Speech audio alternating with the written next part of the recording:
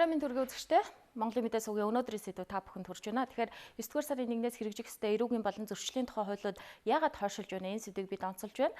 За улсын хурлын өнгөрсөн оны 12-р сард эрүүгийн болон зөрчлийн тухай хуулиудыг бол улсын хурал батлан гаргасан байгаа. За шинэ хуулиар хүнийг заавал хорж шийдэхийг урьдчил болгох биш, аль болох одоо нийгэм хамт олон гэр бүлтэнд хүмүүжүүлэх, за зарим тохиолдолд гэрийн хороонд ял идлүүлэхээс эхлээд нэлээд өөрчлөлт орж байгаа. За хуульцын салбар томоохон шинжилэл болсон гих дээрх хуулиудыг энэ одоо 9-р сарын 1-ээс хэрэгжүүлэхээр хугацаа зааж өгсөн байгаа юм. За гэвч хууль хэрэгжүүлэх бэлтгэл хангагдаагүйгээс хэрэгжих хугацааг хойшлуулахаас өөр аргагүй болсон байна. За тиймээс засгийн газраас хуульд өөрчлөлт оруулж одоо хугацааг нь хойшлуулах төслийг парламентэд өргөн барьсан. За улсын хурлын өнөөдрийн үдээс өмнөх чуулганаар одоо энэ асуудлыг хилцсэн байгаа. За ардчилсан намын бүлгийн гишүүдийн хувьд хуулийг хойшлуулалгүй хэрэгжүүлэх ёстой гэсэн байр суурьтай байгаагаа за өчигдрийн бүлгийн хуралдаан дээр илэрхийлсэн. Өнөөдөр ч мөн чуулган дээр энэ үгээ хэлсэн юм. За харин төсөл санаачлагчид болон хуулийг гардан хэрэгжүүлэх байгууллагуудын зүгээс өөр тайлбар хийж байгаа. За өнгөрсөн онд баталсан 2 хуулийг хэрэгжүүлэх гол нөхцөл болсон эрүүгийн хэрэг хянан шийдвэрлэх тухай хуулийн шинжилсэн найруулга, за хууль зохиолох үйл ажиллагааны тухай хууль, шүүхийн шийдвэр гүйцэтгэх тухай хуулийн шинжилсэн найруулга, прокурорын байгууллагын тухай хуулийн шинжилсэн найруулгыг хилцэн баталсан боловч эцсийн найруулгатай танилцаж ёсчлоогүй. За мөн төрийн мэдээлэл сэтгүүлд хэвлэгдэн одоо олон нийтэд хүрээгүй. За эрүүгийн болон бусад одоо холбогдох хуулийг хэрэгжүүлэх бэлтгэл ажлыг хангах боломжгүй болсон гэсэн мэдээлэл өгч байгаа юм. За энэ талаар цагдаагийн ерөнхий газар, улсын прокурорын ерөнхий газар, за улсын дээд шүүх, шүүхийн шийдвэр гүйцэтгэх ерөнхий газрын удирдлагууд бол тайлбар өгсөн байгаа. Үүнд анхаарлаа хандуулна. Фото зурган дээр та бүхэн харж байна. Цагдаагийн ерөнхий газрын дарга Чингис тайлбар ихтэй манай байгууллага эдгээр хуулиудыг одоо хэрэгжүүлэхэд бэлэн биш байна. Тухайлах юм бол энэ хуулийг хэрэгжүүлэхэд хүн хүч, төсөв санхүүгийн асуудал чухал. За үүнийг төр шийдэж өгөх ёстой. Хамгийн гол нь хууль батлаад орхих биш, шаардлагатай нөхцөл боломжоор хангаж өгөх ёстой шүү гэж одоо өөрийнхөө байр суурийг илэрхийлсэн байна. За улсын ерөнхий прокурорын орлогч Бям цогтоос байр сууриа илэрхийлсэнийг та бүхэн харж байна. За эрүүгийн болон зөрчлийн тухай хууль батлагдсны дараа манай байгууллага хуулиудыг хэрэгжүүлэх яаралтай арга хэмжээ авч 10 гаруй журмын төслийг одоо боловсруулсан байгаа. Прокурорын ээлжийн амралтыг өглөө одоо сургалт явуулахаар төлөвлөж байсан ч дагалдах хуулиудыг ясчлаагүй. Тиймээс бэлтгэл ажлыг зогсоосон. За эх сарын 1-ээс дээрх хуулиудыг хэрэгжүүлэх боломжгүй гэсэн юм тайлбар өгсөн байна. За шүүхэн шийдвэр гүйцэтгэх ерөнхий газрын дарга бэлэгтийн өгсөн тайлбарыг харж байна. За манайх цэргийн байгууллага учраас хууль тогтоомжийг биелүүлэх үүргийг хүлээдэг. За гэвч хууль хэрэгжүүлэхэд шаардлагатай төсөв санхүүг улсын хурал баталж өгөх ёстой. Бид хүн хүч болоо төсөв санхүү шаардлагадах одоо 93 тэрбум төгрөгийн асуудлыг улсын хуралд өргөн барьсан, шийдэж өгөөгүй. Үүнийг шийдсэний дараа бид хууль хэрэгжүүлэх одоо боломжтой гэсэн ийм тайлбарыг хэлсэн байгаа. Тэгэхээр өнөөдрийн бас чуулган дээр зарим одоо төлөөлж гисэн энэ байр сууриа дахин илэрхийлсэн байгаа. Үзэгч та бүхэнд энэ яриаг хүргье. За энэ эрүүгийн хууль зөрчлийн хуулийг 2016 оны 9 сарын 1-ний өдрөөс эхлэн дагаж мөрдөхөөр батлагдсан учраас энэ талаар тодорхой бэлтгэл ажлууд бол хийгдэж байсан. Гэхдээ эдгээр хуулийг одоо хэрэгжүүлэх процесс ажиллагааны хуулиуд нэгэнд одоо батлагдахгүй тодорхой болсон учраас энэ ажлууд зогссон. За шинээр найруулсан эрүүгийн хуулийг хэрэгжүүлэх зорилгоор шинээр найруулагдсан эрүүгийн хуулинд хорих хилийн доотлын хэмжээ 7 хоногоос эхэлж байгаа. Ингээд 7 хоногоос эхэлж байгаатай холбогдуулаад төвлөрсөн хорих ангууд дээр ял идлүүлэх боломжгүй болж байгаатай холбогдуулаад аймаг бүр дээр хорих бий болох шаардлагатай болсон. Цөөгөө явж явах боломжгүй. Энэтэй холбогдуулаад бидэнд бол Говь Сүмбэр, Ховд, Төв аймаг,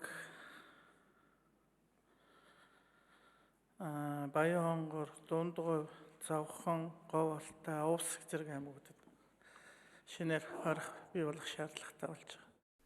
За ардчилсан намын үед баталсан хуулийн шинжилгээг ардын нам ухраалаа гэсэн шүүмжлэлийг ардчилсан намын гишүүд хэлсэн. За гэвч үнэн хэрэгтээ өмнөх улсын хурал засгийн газар ажлаа дутуу хийснээс болоод парламентын түүхэнд гарч байгаагүй тааруухан үйл явдал болж байгааг хууль зүйн дотоод хэргийн сайд хатуухан сануулсан юм. Гуяа гурилдахгүй хулгай хийж чаддаг хүний гурилын хулгай шийдэхтэй адилхан.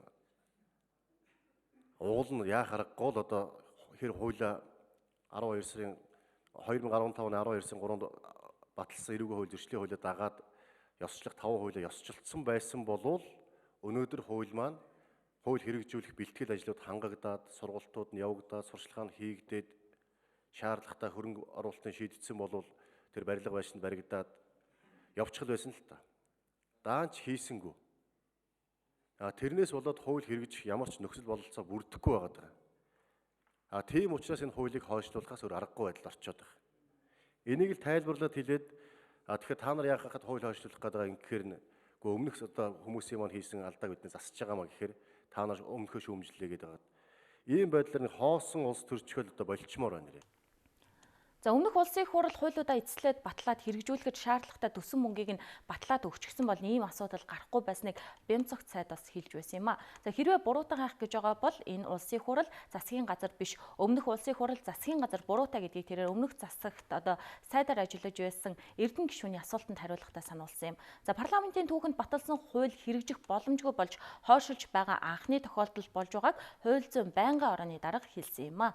Шүүхийн ерөнхий зөвлөлөөс 2016 оны 7 дугаар сарын 27-нд хууль зүйн байнгын хорон дарга Арднаас сэдэд энэхүү хоёр хуулийг хэрэгжүүлэх бэлтгэл бүрэн хангагдсан гэсэн тоот бичиг Сарантуя гэдэг даргаас иржээ.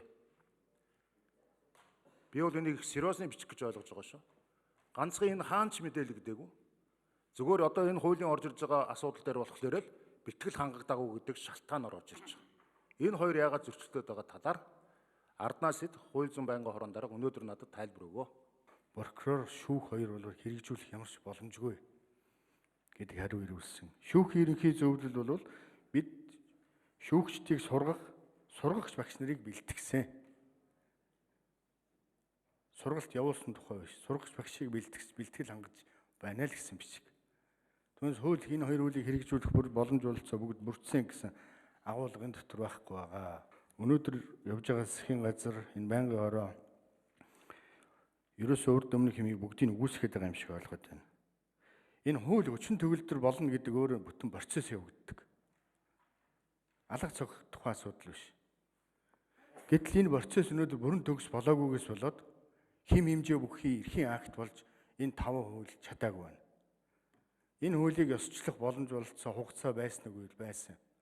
Үзэгчдээ бид энэ сэдвээр үргэлжлүүлэн ярилцахаар хууль зүйн дотоод хэргийн дэд сайд энх хоёрыг студидтэй ураад байна. Тэгэхээр өнөөдрөөс чуулган дээр ямар асуудал яригдав гэдгийг таас мэдээллийг сая үзлээ. Тэгэхээр энэ үнэхээр одоо ардчилсан намын бүлгийнхний харж байгаа шиг энэ улс төрийн шалтгаантай учраас хойшлуулах гээд байгаа юм уу? Энэ дээр та ихлэ тайлбар өгөөч. Тэгэхээр эрүүгийн болон зөрчлийн тухай хуулиуд бол улсын их хурлаас өнгөрсөн оны сүүлээр батлагдаад 9 сарын 1-ээс хэрэгжих ёстой байсан. За эдгээр хуулиуд бол дангаараа бас хэрэгжих юм боломжгүй хуулиуд байдаг. Та бүхэн мэдж байгаа эрүүгийн хууль, зөрчлийн хууль бол материалын хэм хэмжээг агуулсан хуулиуд. За энэ хуулиудыг хэн одоо хэрхэн хэрэгжүүлэх вэ гэдгийг наривчлан зохицуулсан процессын хуулиуд нь бол улсын их хурлаар хэдийгээр хилцэгдсэн ч гэсэн эцэслэгдэж одоо ёслогдоогүй. Хууль зүйн хувьд хүчин төгөлдөр болж чадаагүй. Албан ёсоор төрийн мэдээлэл сэтгүүлд нийтлэгдээгүй. Тэр ч утгаараа хууль гэж хэрэгжих шив шинжээ олж чадаагүй. Тэгээ эцэстээ бол энэ хуулийг хэрэгжүүлэх ёстой тэр байгууллагууд эдгээр хуулиуд зохицороо бүрэн одоо сургалт дэ хөвч төр зохион байгуулалт одоо хүн хүчний хөвч төр зам хөрөнгө санхүү одоогийн бэлтгэл ажлын хөвч төр хангагдаагүй ийм байдалтай болчихсон байгаа. За хууль зүйн дотоод хэргийн сайд бол улсын их хурлын чуулган дээр хэлсэн. Зардал мөнгөний хувьд ярихад жишээлбэл шүүхийн шийдвэр гүйцэтгэх байгууллага дээр бол 93 тэрбум төгрөгийн санхүүжилт шаардсан 1400-500 орчим одоо орон тооны одоо хэрэгцээ шаардсан ийм нөхцөл байдал бодтойгоор үүсээд байна гэдгийг бол тайлбарласан. Жишээлх юм бол одоо эрүүгийн хууль зааснаар бол ялын шин одоо төрлүүд гарч ирсэн. Зорчих эрхийг нь хязгаарлах. За эрүүгийн хэргийн шийдвэрлэх хууль зааснаар бол одоо хорих тэр ялыг бол одоо нээлттэй болон хаалттай тийм хорих ангиудад эдлүүлэх. Төвийн нийтдээ бол улсын хэмжээнд 6 бүсд бол одоо хаалттай хорих ангиудыг байгуулах ийм одоо хэрэгцээ шаардлагууд бий болж байгаа. За тухайлах юм бол ганцхан жишээ дурдахад бол жишээлбэл зорчих эрхийг хязгаарлах гэдэг маань нөгөө бид мэддэг захим гав гэж ярьдаг. Тийм гавыг за ганцхан гав биш одоо програм хангамжийн төвшөнд мэдээллийн нэгдсэн бүртгэлийн төвшөнд нь эргээд хүн хүчнийх нь хувьд нь бэлтгэл ажлыг хангасан уу гэхээр тийм зүйл огт байхгүй байгаа.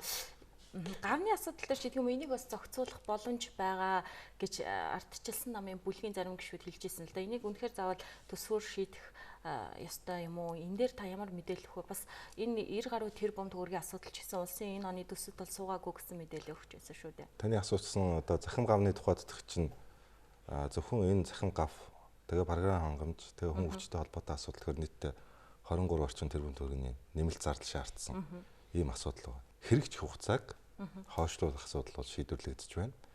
За үнэхээр ингэж шийдвэрлэхгүй болвол ямар нөхцөл байдал үүсэх гээд байна вэ гэхээр нэг талаасаа эрүүгийн болон зөрчлийн шинэ хууль 9 сарын 1-ээс үйлчлэх гээд байдаг.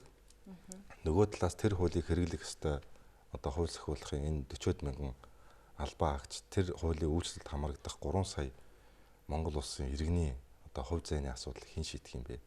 Жишээлбэл тэр 9 сарын 2-оос эхлээд гарсан хулгай байна уу, танхаа байна уу, за онц настай хүн амны хэрэгч байна уу?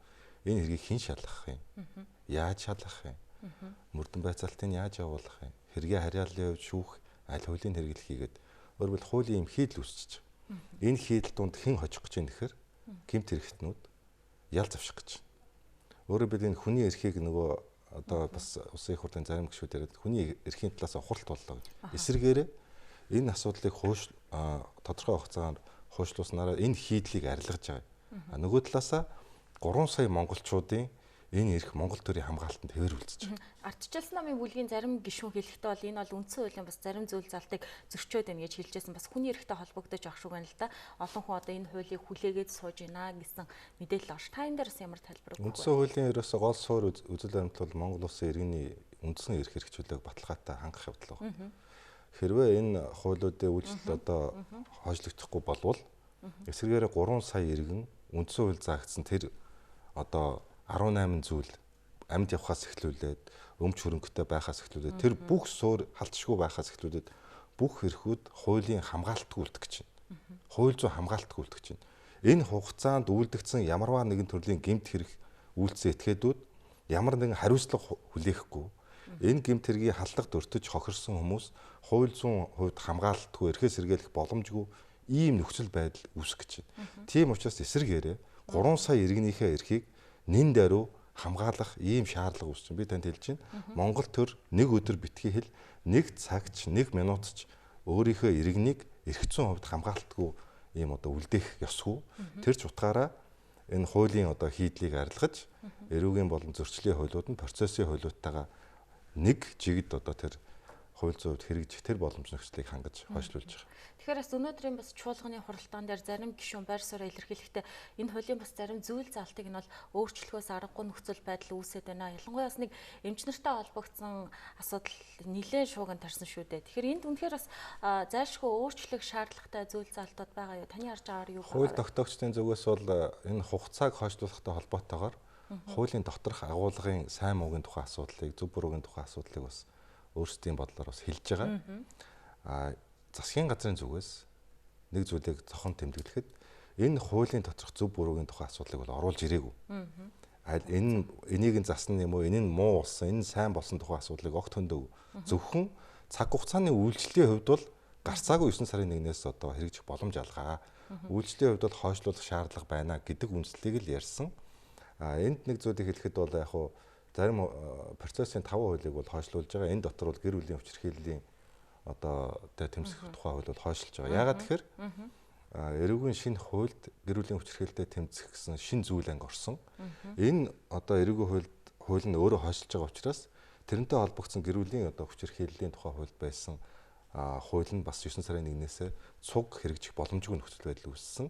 Тэр зөрчлийг бид арилгаад тэр хийдлийг бид засварлаад гэр бүлийн хүчирхийллийн тухай хуулийг бол нэн даруй буюу эх 7 хоногт одоо улсын их хурлд өргөн барина гэсэн юм бодолтой байна. Эмч нартай холбоотой залтууд яригдчихсэн шүү дээ. Тэгээ тэрэн дээр бол би одоо урьдчилж бас засгийн газрын өмнөөс бол байр суурь илэрхийлэх боломж байхгүй. За баярлалаа танд.